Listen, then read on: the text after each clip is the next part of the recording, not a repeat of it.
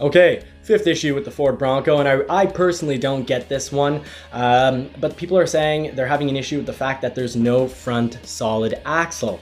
Well, if you're one of those people, don't worry about it. The aftermarket is going to create something. However, I love the fact that the Bronco has independent front suspension.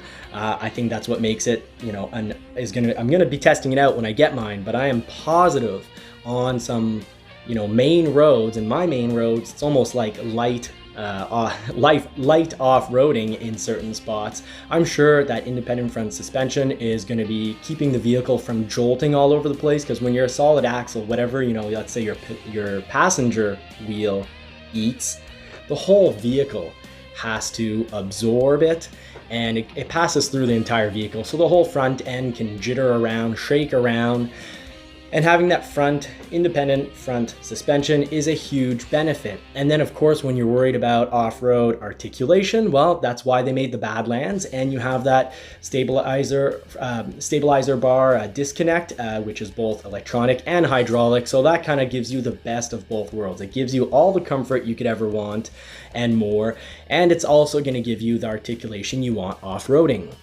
Okay, number 6. Not a whole lot of people have been thinking about this, but this is one issue I had, and this is part of the reason why I was somewhat happy to go to the soft top, because, well, soft top, you just unclip 2 handles, you push it back, and you're ready to roll. And then when it starts raining, well, you can close it just as quickly and just as easily. However, if you do get a hard top, or if you're considering, do I go soft top, do I go hard top? Here's the thing with the hard top. You got to take it off.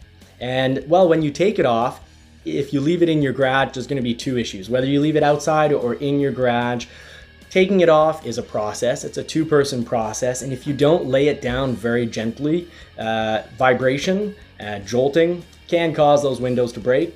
It happens with Jeep owners, and it's actually happened to someone I know. So here's something to think about. Get either a manual winch or get an electronic winch. So, They've got some great lifts for Jeeps. They're gonna have them obviously for Broncos, not a problem. You just, connect your anchors, and you can just lift the roof right off, and then you can either store it on your ceiling, your roof, your hardtop, or you can store your hardtop against a wall. And there's also manual transporters that you can kind of just push around. So those are things that you should be considering in shopping before your Bronco shows up. And it's a solution to the whole hardtop storage issue. Now, you don't want to leave your hardtop just right on the garage floor, because one, there's the whole issue of breaking windows, people bumping into it, and you don't want to leave it outside in the grass where laying it down, probably won't get jolted, because, the grass absorbs. If someone's going to steal your hardtop, these things are a hot commodity. You're going to get your hardtop stolen. So don't leave that hardtop outside, even if you live in the countryside. Number 7. So speaking of theft on the last point, number 7, the whole point is theft.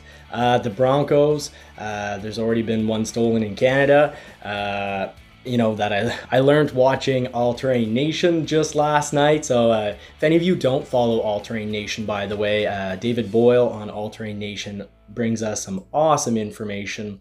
So like and subscribe to his channel if you haven't already done that. And actually, he brought up the point of theft last night. I recommend a tracking device to be added to the vehicle. And a good tracking device that doesn't disconnect as soon as you disconnect the vehicle's battery. Now, these things I think people are getting so excited about these Broncos that the last time I was this excited about getting something with wheels was my first bike.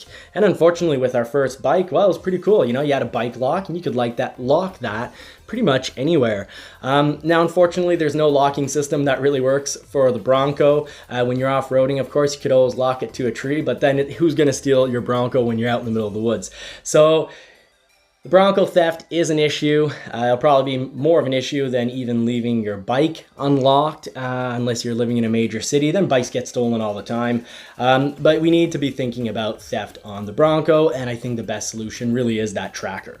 Okay, number 8. Some have real issues with the reliability of the 2.3 liter or 2.7 liter And they say, you know, they're not going to get a Bronco unless it has a V8 in it or whatnot, just because of reliability. Now, I am going to reference, because, you know, this is a huge topic and I've done about 4 videos on it, you know, titled Why Would You Get, What's Wrong with the 2.3 liter and What's Wrong with the V6. So I've got entire videos covering that subject, but just to really quickly resume them, I really think the issues with the 2.3 liter are resolved. You know, there's a head gasket issue that's resolved. The 2.7 liter, originally it was only direct injection, so there could be carbon buildup. That's resolved because it's direct injection and port injection now. And there was also, for the 2.7 liter, the whole issue of the plastic oil pan which leaked. That was an issue in 2015 and it was resolved in 2018. Now, I can't promise you that the Bronco isn't going to come with a plastic oil pan. And if it does, it's not a simple plastic oil pan. It's going to be, you know, a mixed material. It's going to be plastic and something else. So it's going to be a composite material. But what I can tell you is there are solutions. First of all, you can always go with the bash bars underneath your Bronco, and then your oil pan is completely protected. Now, of course, if you're off-roading and you don't have the bash plates, well, bad idea. But you can also look at companies, I'm just gonna look at here, they're called Spectra Premium Industries. They're just one example of a company that makes, you know, oil pans for the 2.7 liter out of metal. Because it's big, thick metal, it's $317 Canadian, but with free shipping. So, you know, when there's a will, there's a way, and there's your solution for, you know, what many people are having with the 2.7 liter. They just automatically assume it's gonna have, you know, a cheap plastic oil pan, that this thing's gonna leak like it did on some F-150s back in 2015. The leaking issue is resolved. But, you know, if you don't trust me and you don't believe me, well, and you want a Bronco, well, just get a metal oil pan. Problem solved. But ideally, right now, F-150s do have a composite oil pan on their 2.7 liters, and that's what the Bronco should be getting. So it's, you know, it's a sturdy oil pan, but if you want, you know, something that's completely unbreakable off-road, well, go with the bash plates and just switch the oil pan to a metal oil pan. Now, of course, before you disagree with me about the reliability of the 2.3 liter and 2.7 liter, it would be great if you went and watched my full videos covering what the problems with these engines are, because there I use, you know, more quotes and I go more in depth into the issue. But what I can tell you is the 2.3 liter, to resume it, is now a reliable engine, and the 2.7 liter is also a great engine. And, you know, for those of you that are having issues thinking that a 4-cylinder and a 6-cylinder can't go off-roading, well, remember, the 4-cylinder, when you go with the manual, has the crawl gear, and you're getting a 94.75 to 1 crawl gear ratio. That means you have all sorts of torque and power on the extreme low end. So I'm convinced that the 2.3 liter is going to be great at slow off-roading, and, you know, videos are starting to come out to prove that. Now, the 2.7 liter, of course, you're with an automatic, so you're getting not quite as good of gear ratio, but this thing has a ton of low-end torque. It's not going to be an issue off-roading, whether you're going fast off-roading or slow, a slow crawl. You've got a great engine for off-roading right there. Okay, finally, on a final quick note, there is the soft top thickness issue. Now, I've covered this in a video titled, you know, problems or issues with the soft top. I do a full review right there, but, you know, I have found, and I'll try to include it in this video, the little 12-second clip, it's only 1 layer thick, the soft top. So I'm suspecting that when you go, you know, more around 80 miles per hour, if you do drive 80 miles per hour, there is going to be some vibration noise. If you are running bigger tires, well, you probably will never hear it because you're just going to hear the tires anyways. But if, you know, you're running a base model on 32 inches, those tires are going to be, you know, really very silent, and I think you are going to hear a bit of the top. I don't think it's much of an issue. I never hear the top in my Mustang, but it's not 1 layer thick. So if this does become an issue, like I think it will be, and I think we're going to start hearing about it more in YouTube videos, here's my simple solution. Of course, you can try to get the aftermarket hardtop, or really even an aftermarket soft top that might be better made, but I think it's actually going to be easier to put in an order for a 2022 as soon as we have the official colors. I'll try to put some unofficial colors here on the side, but as soon as we get those special editions coming out and the colors, and you're able to make an order and a reservation for a 2022 or a 2023 if you prefer to run your 2021 longer, or if you end up with a 2022, put in an order, because here's two options. If you've leased your Bronco, I'm pretty sure you're going to be able to find someone very easily to take over your lease. And you know what? You're probably going to be able to ask for a cash incentive. So you can probably, let's say you've run it 12 months and your lease cost you, whatever it may cost you, depending on the model you're looking at, $5,000 to $8,000. I think there's going to be people willing to pay $3,000 or even $4,000 to have your lease, to get to finish your lease. Now, that means it's going to be I'm certain it's going to be really easy to swap Broncos. Here is another option. If you're on purchase, well, I think the resale of this is going to be really good. And if you have financed, I'm pretty sure that in a year, 12 months down the road, your Bronco is going to be worth your amount owing or more. So it's not going to be a painful experience to switch. And if it is, well, don't switch. What are you going to be out? Your deposit. So let's say you put down a $100 deposit at your dealer and you order either a 2022 or a 2023, especially if you've gone soft top and you end up not liking it. Well, I think it's going to be very easy to swap. And if it's not, down the road, you find out, the deal doesn't work for me. I'm losing too much on the Bronco. I really don't think that's going to be the case. But if it is, $100 is $100, yes, but that's like $20 back in the 1990s.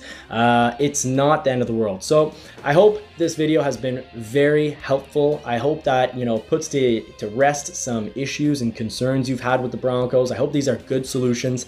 Please, if you have other problems with the Bronco, mention them in the comments section. I very well might make a follow-up video. And if you have solutions, awesome. We're a community here. We're all helping each other out, and some of the best solutions are coming from the comments section.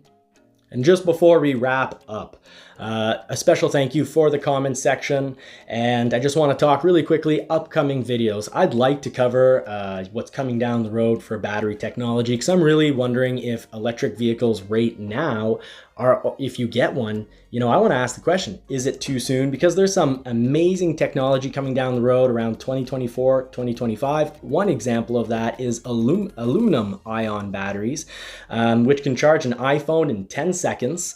It's an incredible technology. You're getting more range out of that. And that's, inventions coming out of a university in Australia. So I'd love to do a video on that, but I'd like to know if there's any interest from our community to know about this, because I do think Broncos down the road are going to be hybrid, and I think one day, not that far, probably Gen 2, I think we'll probably have an electric Bronco offering. But I'd like to ask the question and really look at what the current technology is versus what's down the road, to ask the question, is it too soon to get an electric vehicle? Or in other words, should you wait 4 or 5 years? Now, I also want to cover wheel spacers, because wheel spacers are really popular on F-150s. I do see this as a trend coming to Broncos, but I have wheel spacers on both my Mustangs. It can be done right, it can be done wrong, and I'd like to ask the question, sort of have a life versus look, because spacers could have cost me my life yesterday. And I'd like to cover a whole discussion on spacers, compare the two Mustangs. But is that something that's going to interest you? If so, put it down in the comments section. In the meantime, I wish you all more cars and more power, and I do hope you get to put the pedal to the metal this week. Winston's off sleeping in the corner, so sorry our co-host can't say bye, but have a good one. So what's nice about the Mustang is the trunk is actually quite huge, and the back seats go down, so you and your dog can fit in the trunk. And trunk space is usually something that sports cars don't have. Which kind of makes me feel like this is a muscle car, because it reminds me of my 72 Plymouth Satellite. That thing, you can fit a world of stuff into the trunk, and this, you can get a whole lot of junk or poodle in the trunk.